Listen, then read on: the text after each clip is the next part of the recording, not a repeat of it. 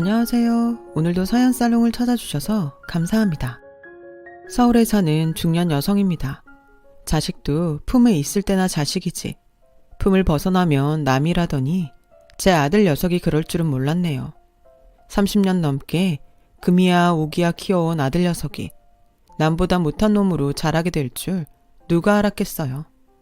따지고 보면 이게 다 자식 농사를 잘못 지은 제 탓이기에 남들 앞에서 밝히기 창피하지만 하도 기가 막히고 억울해서 이렇게라도 터놓지 않으면 속병이 날 것 같아 사연을 보내게 되었습니다. 남편과 저는 지금의 아들을 얻기까지 눈물로 밤을 지샌 게 하루 이틀이 아니에요. 남들은 셋이고 넷이고 애도 쑥쑥 잘났는데 우리 부부에겐 그게 그렇게 어려운 일이었거든요. 지금이야 의학이 발달이 돼서 원인도 척척 알아내고 시험관 시술도 있지만 30여 년 전만 해도 지금과는 상황이 많이 달랐어요. 특히 저희 어머님처럼 미신에 빠져있던 분에겐 더욱 그랬죠. 결혼하고 2년이 지나도록 아이가 생기지 않자 무당을 찾아가 부적을 써서 오셔서는 남편 베개에 넣어주곤 하실 정도였으니까요. 그뿐인가요? 객산 조상이 탯줄을 잡고 안 놔주는 바람에 애가 안 선다며 얼굴도 모르는 사람 제사까지 지내게 하셨더랬어요. 그래도 안 되니 후처 자리까지 알아보셨지만 남편이 질색을 하는 바람에 결국 뜻은 못 이루셨죠. 시어머니 닭달에 중간에서 소가리를 하는 남편을 보니 차라리 내가 떠나면 모든 사람이 다 편해지지 않을까 하는 생각까지 하게 되더군요. 그래서 남편 몰래 짐을 싸들고 집을 나오려는데 글쎄 기적 같은 일이 일어났지 뭐예요. 우리 집 대문 앞에 포대기에 둘둘 말린 갓난 아기가 놓여있는 거예요. 처음엔 누가 옷보따리를 놓고 간 게 아닐까 했는데 포대기 안에서 아기 울음소리가 들려서 알게 되었죠. 혹시 누가 잠깐 아기를 내려놓은 게 아닌가 싶어 주변을 살펴봤지만 골목 안엔 아무도 없었어요. 그 순간 저는 하늘이 우리 부부를 가엾게 여기고 내려준 선물이 아닐까 하는 생각을 했어요. 그래서 누가 볼세라 아이를 얼른 안고 들어갔죠. 포대기에 쌓인 아기는 한참이나 밖에 있었는지 몸이 싸늘하더라고요. 한겨울이 아니었으니 망정이지 조금만 늦게 발견했더라면 정말 큰일 날 뻔했겠더라고요. 회사에서 돌아온 남편은 아랫목을 차지하고 누워있는 아기를 보고는 깜짝 놀랐어요. 왜 아니겠어요? 길 잃은 강아지를 데리고 온 것도 아니고 남의 아기를 데려온 건데요. 아기를 보자 이성을 잃고 덥석 안고 들어온 저와는 달리 남편은 얼른 경찰에 신고하자고 하더라고요. 부모가 얼마나 찾고 있겠냐고요. 사실 그게 도리인 건 알고 있지만 솔직히 그러기 싫었어요. 여보, 그러지 말고 우리가 키우면 안 될까? 그렇잖아. 버릴 작정한 게 아니라면 세상에 어떤 부모가 이 어린 걸 남의 집 앞에 두고 가겠어. 키울 수 없는 사정이 있어서 우리 집 앞에 두고 간 것 같은데 그냥 우리가 키우자. 애 찾으러 올 생각이 있으면 언제고 올 테니까 그때까지라도 우리가 맡아서 키우자고. 지금 신고해봤자 고아원에 가게 될 텐데 고아원보다는 훨씬 낫잖아. 응? 처음엔 완강히 반대를 하던 남편은 꼬물거리는 아기 손가락을 보더니 마음이 흔들리는 것 같았어요. 그날 밤 우리 부부는 호들갑을 떨며 아기 목욕을 시켰어요. 고사리 같은 손으로 남편 손가락을 꽉 쥐는데 그 바람에 남편 마음이 사르르 녹아버렸지 뭐예요. 잠자리가 바뀌어서 그런지 밤새 칭얼대는 아기 울음에도 우리 부부는 그저 행복하기만 했어요. 이런 게 사람 사는 재미가 아닌가 싶더라니까요. 그날 이후 절간처럼 고요하던 우리 집은 아기 울음소리와 우리 웃음소리로 시끌벅적해졌어요. 그뿐인가요? 코미디 프로를 보고도 잘 웃지 않던 남편이 얼굴에 미소가 떠나지 않게 되었죠. 하지만 기쁨이 커질수록 걱정도 커져만 갔어요. 언제고 아이 부모가 찾아올지 모른다는 걱정 때문이었죠. 하지만 다행인지 불행인지 2달이 지나도록 아이 부모한텐 연락이 없었어요. 그래서 남편과 상의 끝에 일단 아이 출생신고부터 하기로 했죠. 그래서 이름을 지으려고 남편과 옥편까지 펼쳐들고 씨름을 했어요. 그렇게 지은 이름이 슬기로울 지자에 가르칠 훈자를 써서 지훈이에요. 막상 호적에 아이를 올리고 나니 이제 정말 우리 자식이 된 것 같더라고요. 우리 지훈이가 업둥이란 사실만 주변에 알려지지 않으면 완전 범죄도 가능할 것 같았죠. 여보, 나중에라도 자기가 버려진 아이란 걸 알면 힘들지 않을까? 호적에도 올린 마당에 그냥 우리 친자식으로 키우는 게 어때? 남들한테 손가락질도 안 받고 양가 어른들한테 사랑도 듬뿍 받을 수 있게 말이야. 제 얘기를 듣고 있던 남편은 잠시 생각에 잠겼어요. 그러더니 자신이 십자가를 지겠다고 하더라고요. 그게 무슨 소린가 했는데 내가 밖에서 나온 걸로 하자. 어차피 당신이 배불러 나왔다고 하기엔 상황적으로 불가능하잖아. 그럴 바엔 내 피라도 섞였다고 해야 어머님이 손자로 받아들이시지 않겠어? 장모님께는 당신이 잘 좀 얘기해줘. 평소 답답할 정도로 고지식하던 남편은 이번만큼은 정반대였어요. 자식을 위한 일이라 그런가 자기 체면 깎이는 건 신경도 안 쓰더군요. 그렇게 우리 부부는 완전 범죄를 저지르게 되었어요. 지난 몇 년간 애 못 낳는다고 저를 구박했던 시어머니는 남편이 밖에서 나온 아이를 제가 군소리 없이 친자식처럼 맡아 키우겠다고 하자 전과는 180도 다르게 잘해주시더라고요. 당신이 아끼는 루비 반지도 턱 하니 빼서 제 손에 끼워주실 정도로요. 다만 저희 친정 부모님은 반대였어요. 아무리 아내가 아이를 못 갖는데도 어떻게 밖에서 애를 만들어 올 수 있냐며 사위를 못마땅해 하셨거든요. 그런데도 남편은 아들을 위해 그 수모를 다 받아 넘기더라고요. 제 남편이지만 정말 부처님 가운데 토막이 아닐까 싶을 정도였어요. 그렇게 우리 부부가 온 가족들한테 거짓말까지 해가며 키운 아들은 시댁 어른들의 사랑을 독차지하며 자랐어요. 사랑을 받은 만큼 주변에 사랑을 베풀 줄 아는 아이로 자라났죠. 우리 부부에겐 더 없는 행복이었어요. 우리 아들은 자라는 내내 부모 속 한 번 썩이는 일이 없었어요. 학급 반장도 도맡아 하고 성적도 늘 상위권을 지켜나갔죠. 시댁에선 대학 교수인 남편을 닮아 머리가 좋은 거라고 말들 하더군요. 그 말에 속으로 코웃음이 쳐졌지만 그래도 내 아들이 잘났다는 말이기에 듣기 싫지 않더라고요. 아들은 들어가기 어렵다는 명문대도 척척 들어가고 졸업도 하기 전에 꽤 탄탄한 직장에 취직이 될 정도로 능력도 있었어요. 뭐 하나 빠지는 게 없는 애라 주위에서 다들 부러워할 정도였죠. 결혼 정년기에 들어서자 부모 걱정 안 하도록 예쁜 짝도 데려와 일찌감치 장가도 들었고요. 하지만 모든 인생에는 부침이 따르듯 남편이 지병으로 세상을 떠나면서 많은 게 변하기 시작했어요. 제 가정을 이룬 아들은 전처럼 제게 살갑지 않았거든요.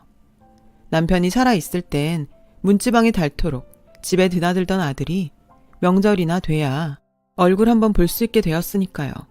한 번은 시누이 앞에서 서운한 마음을 내비쳤더니 대뜸 그러더군요. 언니도 참 품 안의 자식이라고 안 해요. 다른 집 자식들도 다 그래요. 그래도 이날 이때까지 속 한 번 안 썩이고 그만큼 자라줬으면 됐지. 뭘 더 바래요. 그러니 욕심 그만 부려요. 지훈이만한 아들이 또 어딨다고? 그때까지만 해도 이게 다 복에 겨운 내 투정인 줄 알았어요. 그런데 괜한 기우가 아니었더라고요. 그날은 남편 제사라 아들네가 집에 오기로 한 날이었어요. 괜히 제사다 뭐다 며느리 힘들게 할까봐 일찌감치 장바다가 혼자 제사 음식을 끝내놓고 있었는데 글쎄 밤 10시가 넘도록 애들이 안 오지 뭐예요. 혹시 오는 길에 사고라도 난 게 아닌가 싶어 전화를 해봤는데 전화기도 꺼놨더라고요. 결국 자정이 돼서야 하는 둥 마는 둥 혼자 제사를 지냈어요. 그리곤 막 상을 치우려는데 그때서야 아들한테 전화가 왔더라고요. 어쩌죠? 해외 출장이 길어져서 이제야 서울에 도착했어요. 엄마, 혼자 고생이 많으셨죠? 죄송해요. 오늘 늦었으니까 수요일 내에 한번 찾아뵐게요. 일 때문에 그랬다는데 어쩔 수 있나요? 하지만 그런 거라면 지쳐라도 혼자 보냈으면 될 것을 내외가 연락도 없이 같이 안 온 건 이해가 안 되더라고요. 그런 거면 니처라도 보내지 그랬니? 혹시 무슨 일이라도 있나 싶어서 얼마나 걱정했다고. 설마 이 애미가 니 처 일 시킬까봐 일부러 그런 건 아니지? 서운한 마음에 툭 던진 말이었는데, 엄마, 그럼 우리가 지금 거짓말이라도 한다는 거예요? 뭐예요? 그리고 매년 오는 제사 고작 한 번 빠진 게 뭐 그리 잘못이라고 그래요? 이 사람도 집에서 노는 사람 아니에요. 엄마야, 평생을 아버지 덕분에 집에서 놀며 살아서 모르시겠지만 밖에서 사회생활 하는 게 그렇게 만만한 게 아니라고요. 그러니까 꼰대 시어머니 노릇 그만하세요. 제가 다 창피해요. 아들 녀석의 말에 저는 아무 말도 할 수 없었어요. 충격도 충격이지만 아들 눈에는 평소 제 행동이 꼰대 시애미 같았다는 거니까요. 사람이 입장에 따라 같은 말도 다르게 들린다지만 제 행동이 뭐가 그렇게 아들 내외를 불편하게 했는지 정말 모르겠더라고요. 그래서 서운한 마음도 접어둔 채 걱정이 앞섰어요. 그날 이후 저는 아들 내외를 대하는데 조심스러워졌어요. 혹여 나 때문에 둘 사이에 문제라도 생기지 않을까 걱정이 됐거든요. 제가 젊은 시절 시어머니한테 하도 당하고 살아서 그런가 내 며느리한테만큼은 제가 겪은 일을 겪게 하고 싶지 않았으니까요. 그런데 이런 제 마음이 오히려 독이 될 줄 누가 알았겠어요. 며느리한테 부담을 주지 않으려는 제 마음을 언제부턴가 아들 내외가 이용을 하고 있더라고요. 사람이 몸이 아프면 마음도 약해진다 그러더니 저도 다르지 않았어요. 안면 근육이 떨리고 눈가에 통증이 심해서 집 근처 병원을 찾았더니 CT 촬영을 해보자고 하더라고요. 그래서 하자는 대로 했는데 CT 검사 결과를 본 의사가 대학병원에 연계해주겠다고 하더라고요.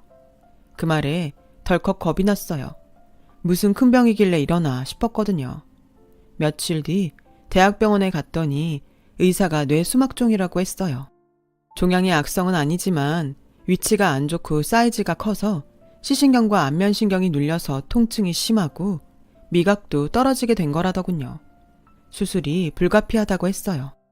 그럼 머리를 연다는 건가요? 약물 치료를 하는 방법도 있지만 현재 환자분 상태에선 머리를 여는 게 아무래도 효과가 더 좋을 겁니다. 가족분들과 상의하시고 결정하세요. 간단한 레이저 수술이면 몰라도 환갑을 바라보는 나이에 전신 마취까지 하며 머리를 여는 수술을 한다니 겁이 나서 정신이 없더라고요. 그래서 아들 녀석한테 전화를 했는데 뇌종양도 아니고 뇌수막종인데 뭘 그렇게 걱정이세요? 요즘 우리나라 의술이 좋아서 그런 수술은 수술 축에도 못 껴요. 그 일로 전화하신 거예요? 집단에는 엄마가 걱정할까봐 일부러 그런 거겠지만 별거 아니라는 투의 아들의 말에 왠지 서운하더라고요. 아들은 레이저 시술을 받는 것보단 확실히 종양을 제거하는 두개술이 좋을 것 같다며 수술을 권하더라고요. 알아보니까 두개술을 받게 되면 중증 환자 등록도 가능해서 의료보험 혜택이 크더라고요. 자비는 5% 정도밖에 안 된대요. 아들은 감마나이프 시술보다 수술비가 오히려 적게 들 거라며 좋아했어요. 그 모습에 왠지 서글퍼지더군요. 나는 아들에게 내 모든 걸 줘도 아깝지 않은데 아들 녀석은 돈 몇 푼 더 드는 걸로 저리도 기뻐하니 말이죠. 그렇게 아들의 동의하에 수술이 결정되자 바로 수술 코디네이터와 상담을 시작했어요. 입원 후 수술 전 필요한 검사도 다 마쳤고요. 수술을 앞두니 마음이 심란했어요. 악성 종양이 아니라서 위험한 수술은 아니라지만 그래도 머리를 여는 두개술이라 겁이 많이 나더라고요. 혹시 내가 이대로 수술대 위에서 깨어나지 않으면 어쩌나 하는 생각에 수술 날짜를 잡고부터 밤잠을 제대로 이루지 못할 정도였어요. 제가 죽고 나면 하나뿐인 제 아들은 부모 형제 없이 세상에 홀로 남겨지게 되는 거라서 더더욱 걱정이었죠. 가정까지 이루고 사는 자식이 뭐가 걱정이냐고 하겠지만 부모 마음이 어디 그런가요? 환갑이 넘은 아들도 부모 앞에선 아이인걸요. 그런데 이런 제 마음이 한순간에 식어버리는 사건이 벌어졌어요. 뭐? 수술날 병원에 못 온다고? 미안해요, 엄마. 엄마가 신경 쓸까봐 말을 못했는데 하필 그날이 우리 장모님 생신이시더라고요. 장모님 모시고 하와이 가기로 해서 엄마 수술날엔 못 갈 것 같아요. 항공권이랑 호텔을 특가로 예약한 거라 취소가 안 되더라고요. 제가 간병인 붙여줄 테니까 걱정하지 말고 수술 받으세요. 따지고 보면 간병인도 그쪽 분야에선 프로나 마찬가지인데 저나 집사람보다 못하겠어요. 엄마 입장에선 차라리 잘된 일이죠. 병실도 2인실로 잡아드릴 테니까 마음 편히 가지시고 수술 받으세요. 그래요, 어머님. 저희가 있어봐야 어머님 신경만 더 쓰시지 않겠어요? 그럴 거 불편하게 뭐하러 그래요. 큰 수술 아니라니까 마음 푹 놓으시고 수술 잘 받으세요. 그래야 저희도 마음 편히 여행 다녀오죠. 안 그래요, 어머님? 이것들이 보자 하니까 아주 부부가 쌍으로 늙은 애미를 가지고 놀더라고요. 이것들이 지금 그걸 말이라고 해? 뭐가 어쩌고 어째? 큰 수술이 아니야? 그래, 어떤 큰 수술이면 니네한텐 큰 수술이라더냐? 암이면 되냐? 아니면 심장 이식 정도 받아야 되냐? 그것도 아니면 죽을 병이면 되겠어? 못돼 처먹은 것들 뭐가 어쩌고 어째? 니들 마음 편히 여행 다녀오게 찍소리 말고 수술이나 잘 받으라고? 어디서 배워먹지 않은 소리야? 그동안 니들 불편할까봐 할 말도 꾹 참고 살았건만 보자 하니까 아주 시건방을 떨고들 있네. 엄마, 무슨 말을 그렇게 해요? 저희가 뭘 어쨌다고 그래요? 아니, 돈 들여서 간병인 불러드리고 병실도 2인실 잡아드린다는데 뭐가 불만이세요? 누가 보면 죽을 병이라도 걸린 줄 알겠어요. 정도껏 해야지. 그래 이놈아, 네 말 잘했다. 하는 김에 1인실로 하지 왜 2인실이냐? 2인실까지 보험 처리되니까 그러는 거 아니냐? 그리고 돈 들여 간병인을 불러줘? 그게 네 돈이야? 내가 들여놓은 간병인 보험으로 부르는 거지? 병원비 95%는 의료보험에서 대주고 나머지 비용은 내 실비보험에서 나가고 간병인도 내 보험으로 나가면 네가 해준 건 대체 뭔데 이리 생색이야? 넌 네 엄마가 그리 맹탕인 줄 알았냐? 네가 나온 그 잘난 대학 나도 나왔다 이놈아. 어디서 짠머리야? 그간 꼰대 소리 듣기 싫어 말 않고 있었다만 보아하니 니들은 늙은이보다 더한 젊은 꼰대로구나. 다 필요 없으니까 여행을 가든 이민을 가든 가버려라. 너 같은 놈 없는 셈 치고 살면 된다. 어찌나 화가 나는지 그동안 참았던 말들을 다 쏟아부었어요. 그랬더니 아들 내외가 꼬랑지 내리고 도망치듯 병실을 나가더군요. 그렇게 병실에 혼자 남아 창밖을 보는데 주홍빛 노을이 산허리에 짙게 깔려 있더라고요. 그 모습이 너무도 아름답고 처량해서 한참을 울었네요. 마치 서서히 지고 있는 내 인생을 닮은 것 같아서요. 한때는 저도 햇빛 쨍쨍하던 청춘이었는데 어느새 자식한테 뒷방 늙은이 취급을 받는 노년이 되었다니 서럽고 서글펐어요. 그렇게 노을에 뺨이 젖도록 한참을 창밖 노을을 보다가 잠이 들었어요. 며칠 뒤 저는 무사히 수술을 받았고 미리 불러두었던 간병인의 도움을 받아 보름 가까이 병원 생활을 했어요. 그 사이 아들 내외는 꽃배기도 안 보이더라고요. 말했던 대로 안사동과 여행을 갔던 모양이었죠. 그런데 퇴원을 앞둔 어느 날 제 보험을 관리해주는 보험 설계사한테 연락이 왔더라고요.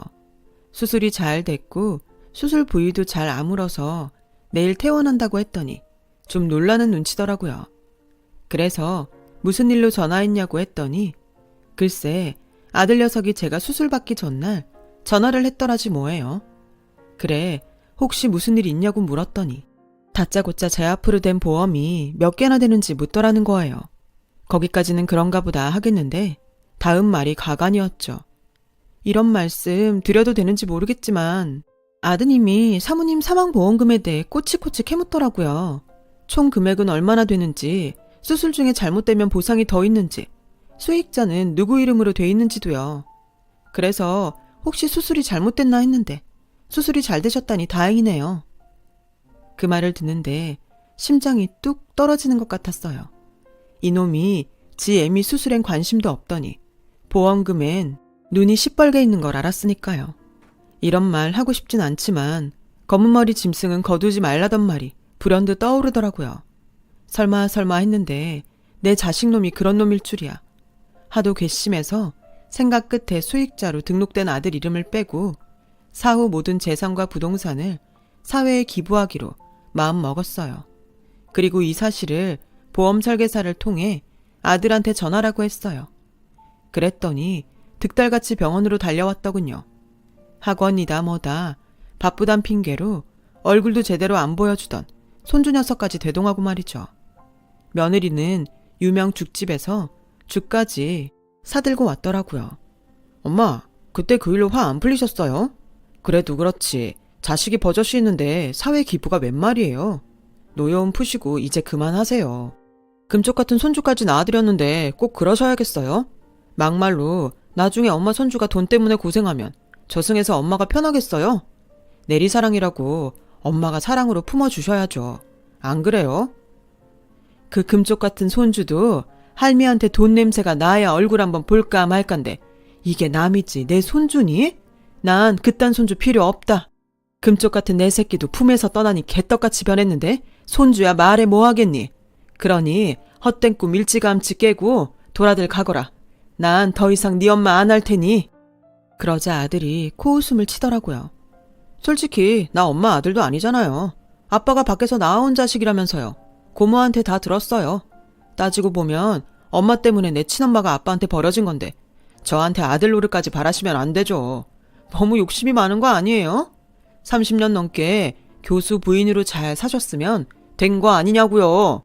날 낳아준 친엄만 어디서 뭐라고 사는지도 모르는데 그러니까 피해자 코스프레 그만하세요. 정말 역겨우니까. 아들의 그 말에 정신이 몽롱했어요. 지 행복하라고 지어낸 가짜 출생의 비밀이 이렇게 제게 비수로 날아와 꽂힐 줄 누가 알았겠어요. 그건 오해다. 넌 아빠가 밖에서 낳아온 자식이 아니야. 결국 그날 저는 30년 넘게 가슴에 묻어두었던 아들의 출생의 비밀을 고스란히 꺼내 아들한테 들려주었어요. 하지만 아들은 제 말을 믿으려 들지 않았어요.